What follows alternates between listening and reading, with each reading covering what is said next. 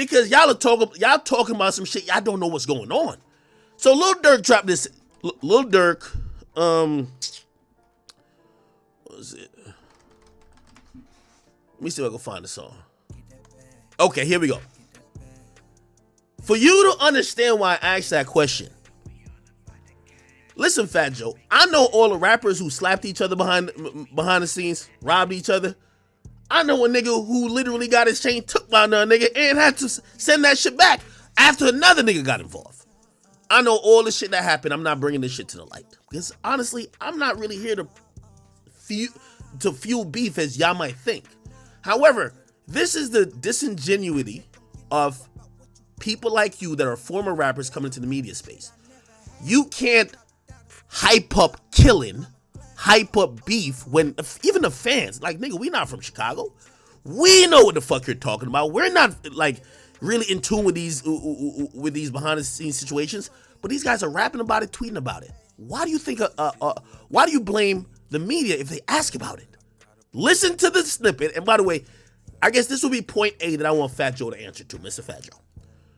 And I'm keeping it respectful. I don't want nobody to say I don't have no respect for my elders because I love Fat Joe in reality. But I do have to just be fair.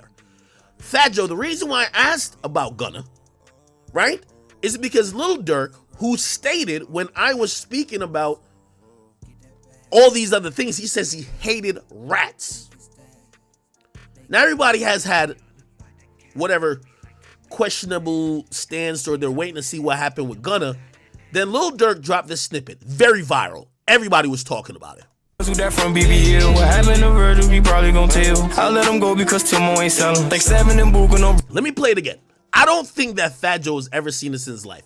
And this is where I come in with other niggas who don't pay attention to hip hop. We're not digging up shit that rappers ain't talking about. Academics, you been digging up shit.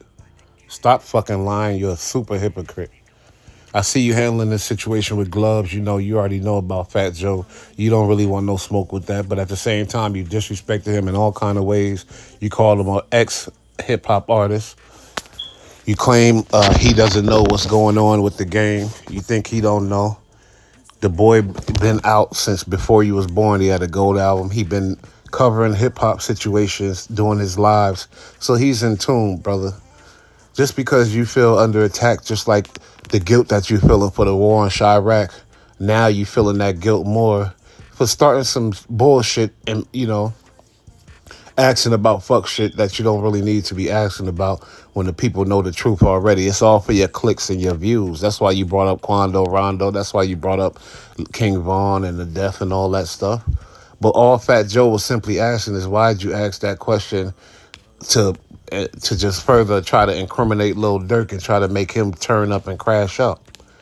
You know what I mean? And that was a perfectly good question for them to ask. There was nothing wrong with that question being asked. You never answered the question. All you try to do is deflect and say, oh, he doesn't know what's going on in the game. You think he didn't hear that Lil Durk tweet, that Lil Durk song? You said it yourself. It went viral. So how did he didn't hear it? He's all in. He understands what's going on. But at the same time, as your platform gets bigger and bigger, just like we let you get away with the war in Chirac and you got bigger and bigger and bigger, it's like the monster that we created. So now at the same time, we got to monetize and watch you question your moves and your tactics. You're not always right. You're a drunken alcoholic sitting in the basement getting bent, speaking your mind.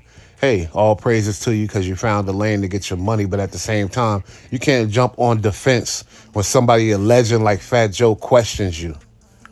Just like you dissed all the other legends who came before us as far as this hip hop game and building this whole shit to where it's like $1 billion industry. And you go on defense and try to disrespect the forefathers. That's why a lot of the OGs not rocking with you. I know you don't care because only people watching you are the little white boys, the little kids in the hoods, the little kids that don't know too much. They watching you like you the gospel. But you cannot question somebody who's from the hood, who didn't have the same opportunities that you had. You know, you came from a good family, you went to college, you did your thing, and we love that to see another black kid do that. But at the same time, ask yourself before you try to question and actually question these kids that come from the hood or why they doing this type of hip hop, why they represent this type of gang culture or the street culture or whatever, you would never understand because you don't come from that. You making money benefit off of that, and at the same time you questioning it and trying to make it a bad thing. You know what I mean?